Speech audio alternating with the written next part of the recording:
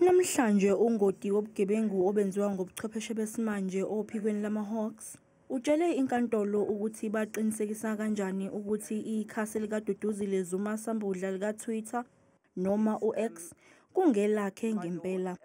In her Twitter feed, which was publicly visible, she confirmed that it was her account by posting images of the fake account and saying that that is not her account. So she confirmed her account herself as being her own. Kuphinde kwacutshungulwa okwakushicilelwe ekhasini likaDuduzile kanye nokuphawula kwabantu.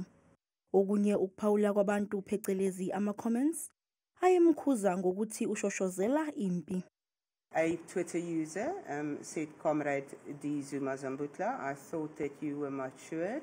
Stop inciting violence. Stop playing with the lives of the have-nots. The people marching are hungry. Your father gave them nothing.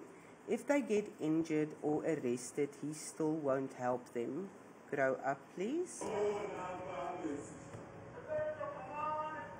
Longoti uphinde wadlala imifanekiso yevideo ehlukene nathi yayigqugquzela impi.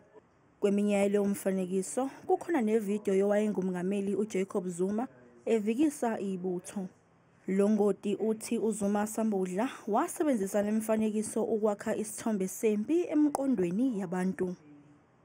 She called for the pride of a specific group of people, if I then may not name the name. Okay, she showed with what is essentially false videos, a false narrative, videos that has got nothing to do with the issue, to say, rise up and fight for my father. Icala liyaqhubeka kusasa.